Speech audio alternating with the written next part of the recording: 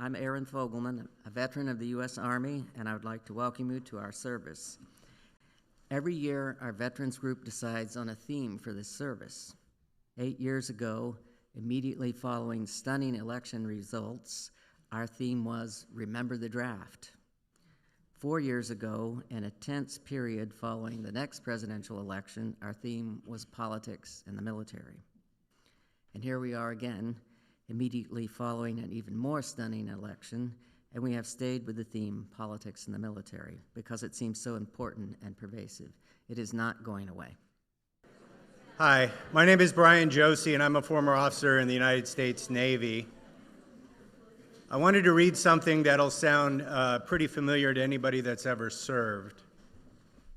I do solemnly swear that I will support and defend the Constitution of the United States against all enemies, foreign and domestic, that I will bear true faith and allegiance to the same, and that I will obey the orders of the President of the United States and the orders of the officers appointed over me, according to the regulations and the Uniform Code of Military Justice.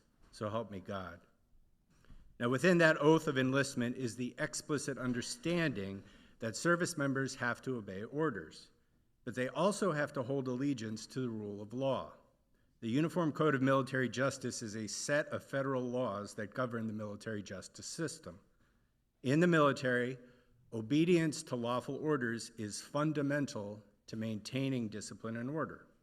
Articles 90 and 92 of the Uniform Code of Military Justice, which we also call the UCMJ, specifically address obeying lawful orders and the consequences of failing to do so.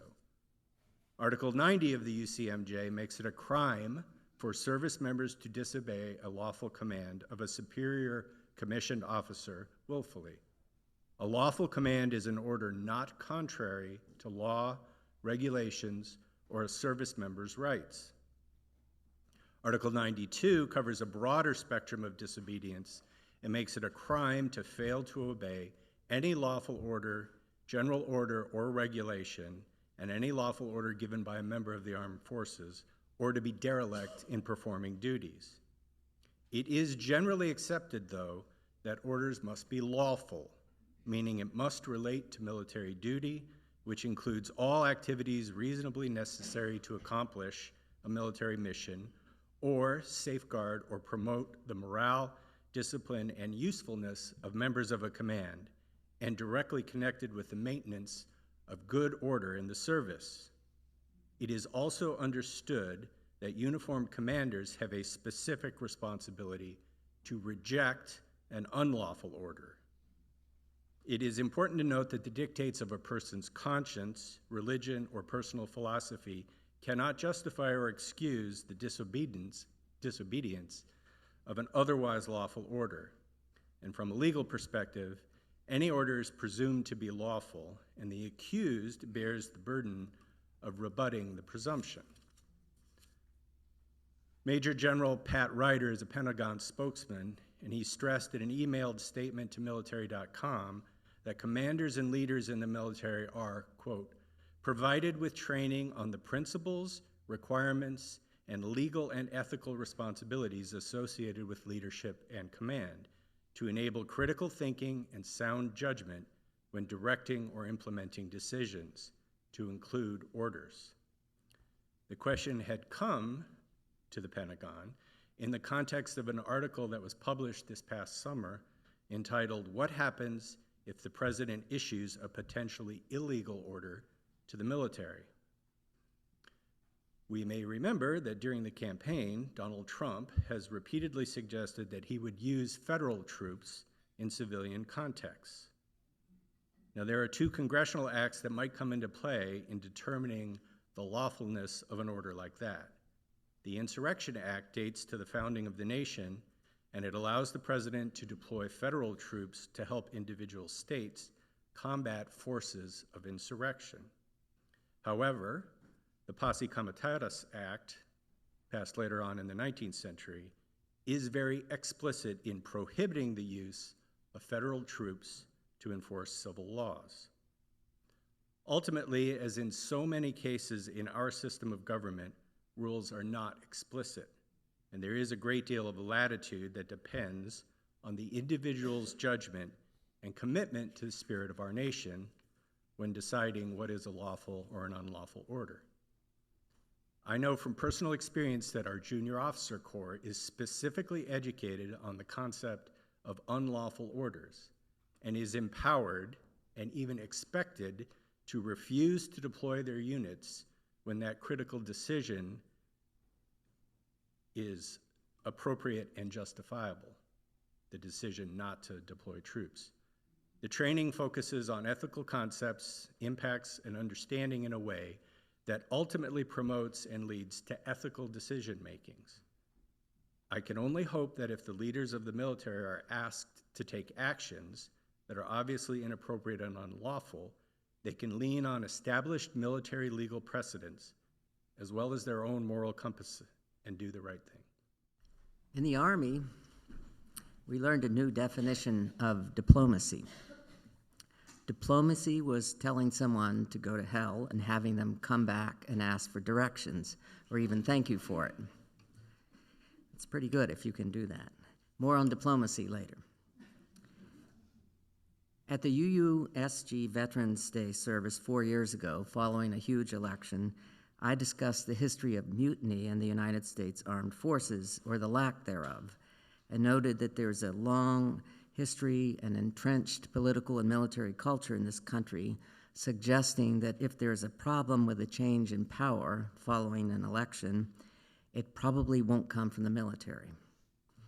Well, on the 6th of January, 2021, we all know there was a problem with the change in power, and it came from the sitting president who lost, not from the military. So for the first time in my life, I was right about something. Did you hear that, dear?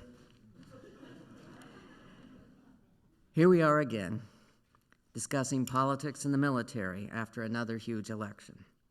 And many of us are worried again about how this will play out.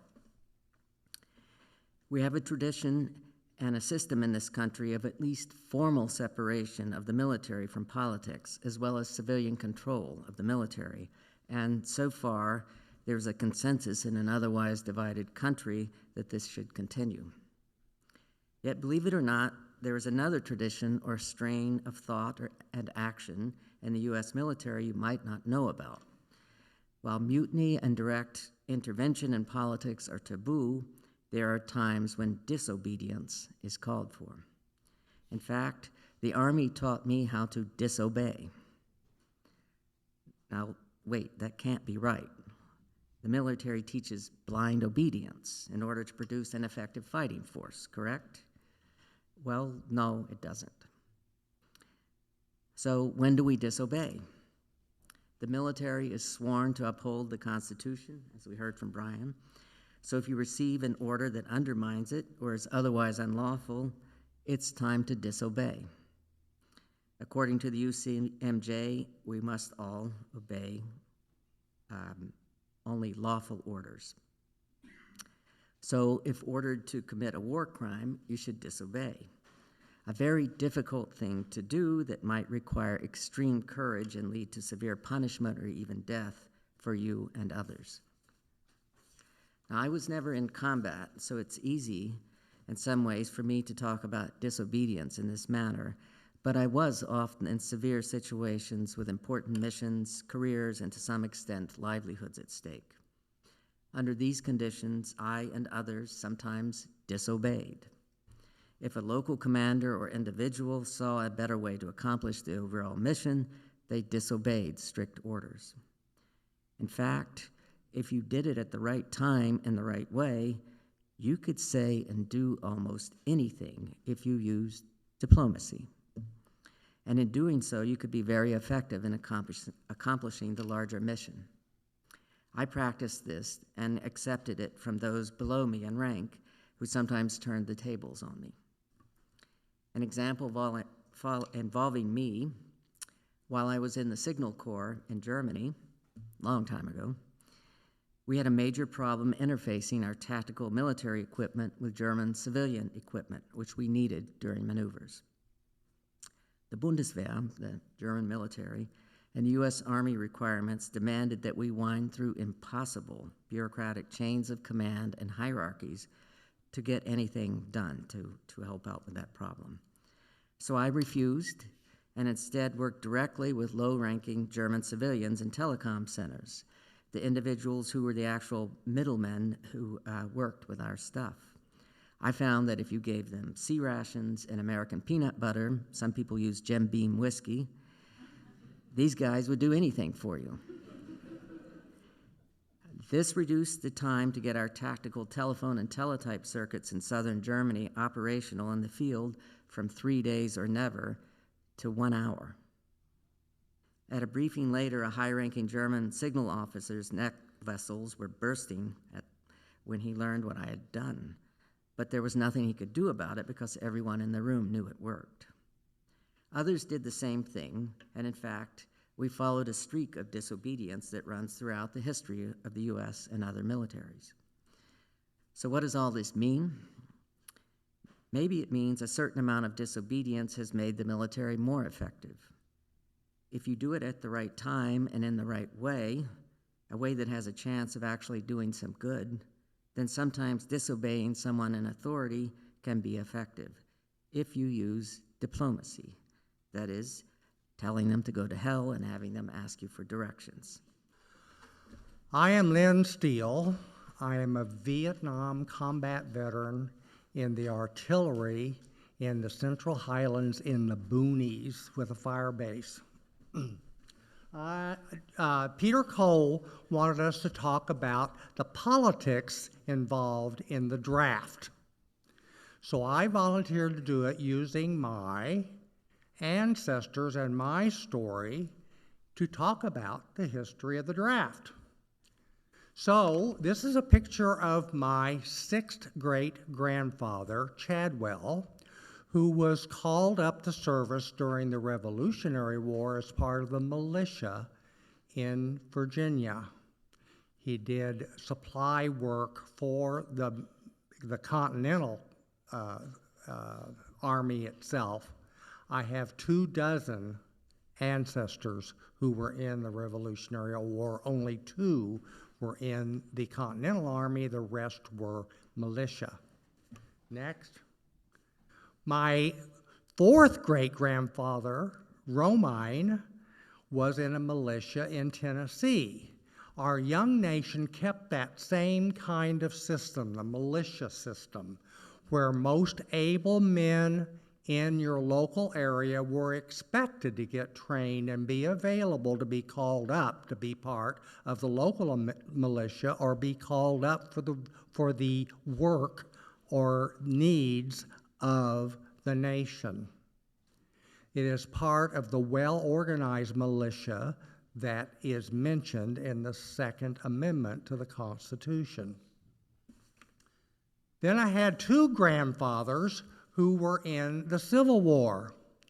Great-great-grandpa Keir is on the right from Illinois, fighting for the North. Great-great-grandpa Romine was on, Keir is on the left, Romine is on the right. He was from Alabama and fought for the Confederacy. The Confederacy had a draft for almost the entire duration of their war in their army, and in the North, we started a lottery draft in the summer of 1863, with more lottery drafts in 1864. Both drafts were very unpopular. In the North, they were so unpopular, they resulted in riots, the most famous one being in New York City. Next, and I want to add before I start talking about my dad, my 2 grandfathers signed up for the draft, but were not called up during that very brief period that we were actually involved in World War I. My dad graduated from high school in the spring of 1941, before Pearl Harbor, but he went to work for the Santa Fe Railroad in Kansas City. That was an exempt job for the draft because it was a necessary sector of the economy to support the war. However, in 1943, he hated his job. He quit his job and was almost instantly drafted. And he was drafted for 2 years or the duration of the war, which meant the duration of the war. Okay. And the draft really never went away. The draft existed all the way after World War II into the 50s and into the 60s.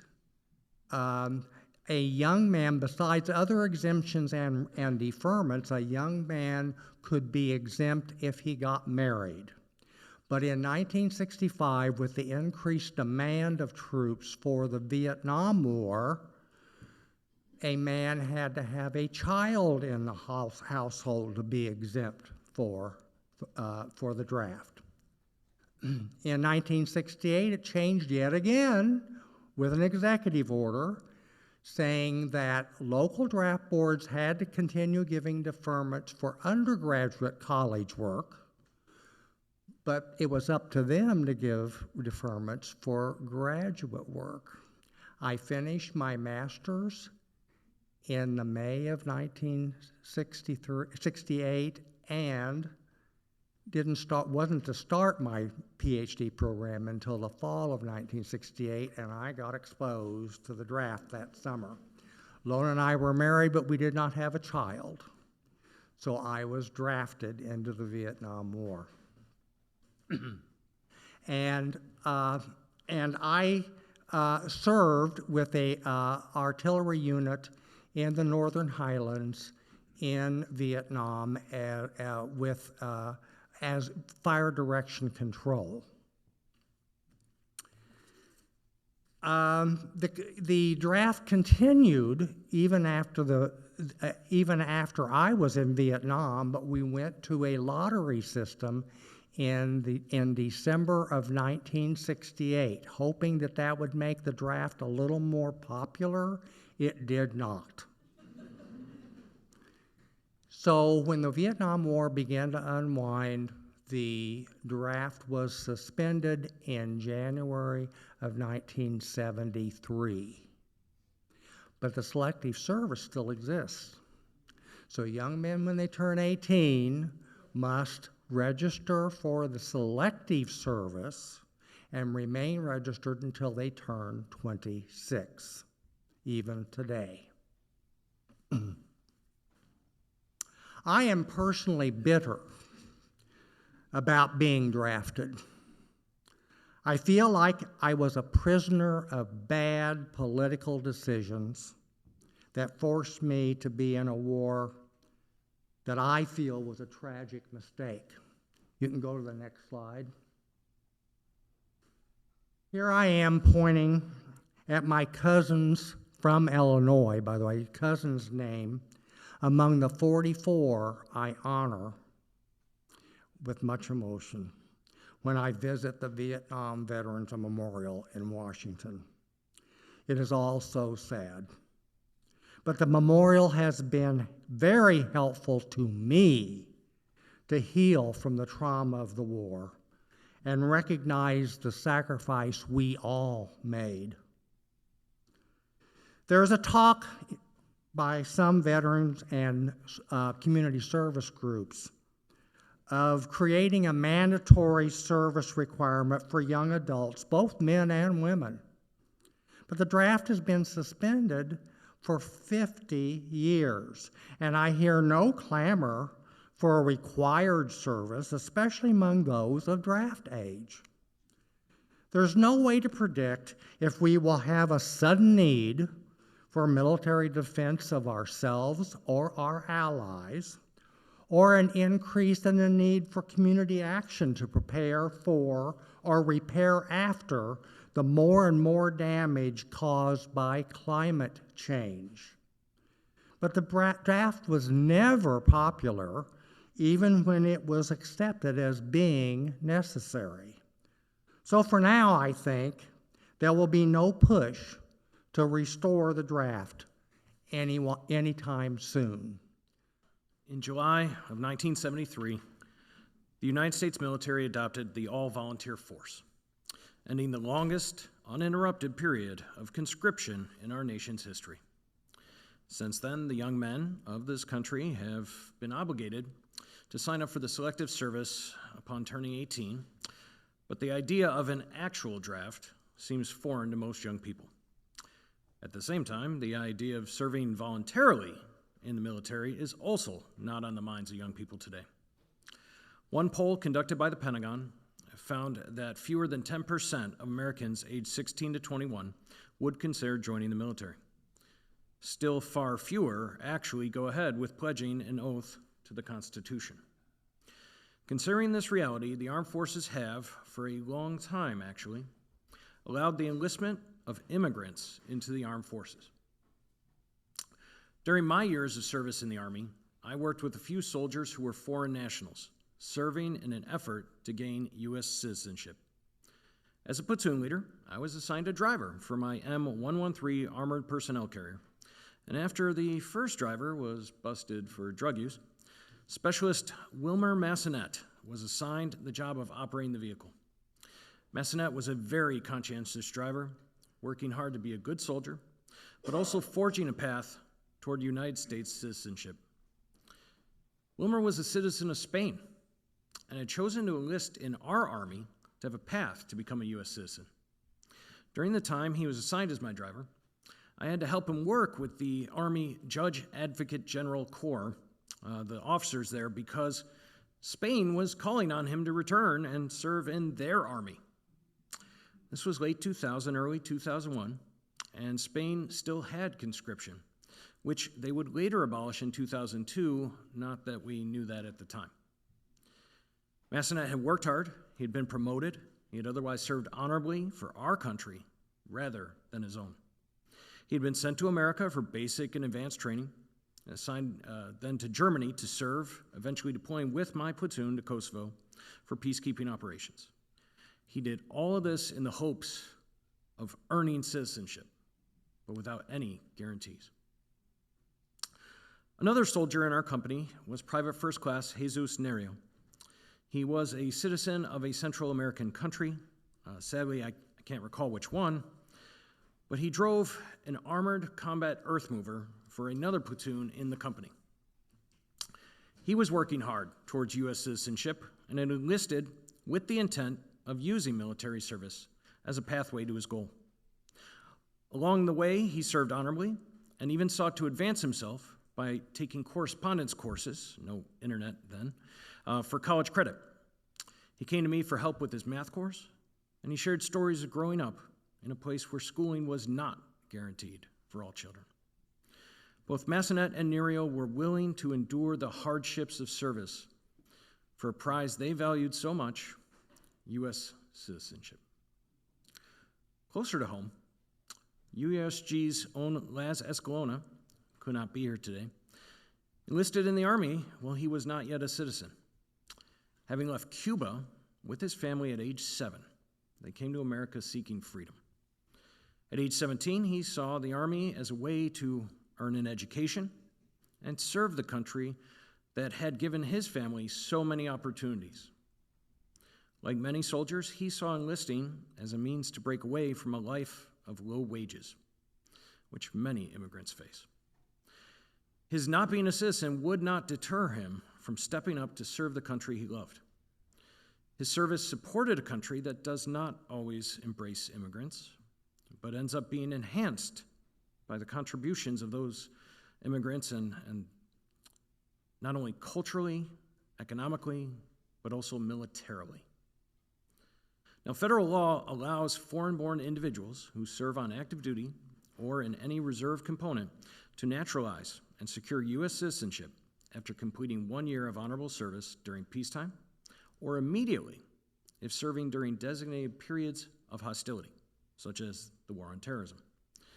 One estimate claims that over 760,000 immigrant service members have earned their citizenship over the last 100 years. This process has become more difficult in recent times, dropping from 8,885 naturalizations in 2016 to only 2,588 in 2019. It appears the number of immigrant service members is remaining about the same, but it has become harder for them to naturalize as citizens due to policy changes. Virtually all immigrants come to America for a chance to make their lives better. Some end up using their talents to protect our freedoms that many take for granted. There's been so much denigration of immigrants by some politicians, but I have found some of these immigrants are willing to risk the ultimate sacrifice for just a chance at something that many of us, simply by the virtue of being born in this land, possess. This service means a lot to the veterans who've worked hard to prepare and present it. You cannot know what military service is like until you have done it, nor should you know, at least not fully. Our society and community is not the military, and veterans, least of all, want a militarized society. But we can and should appreciate those who have served honorably, and we thank you for doing that today. Visit us at uusg.org.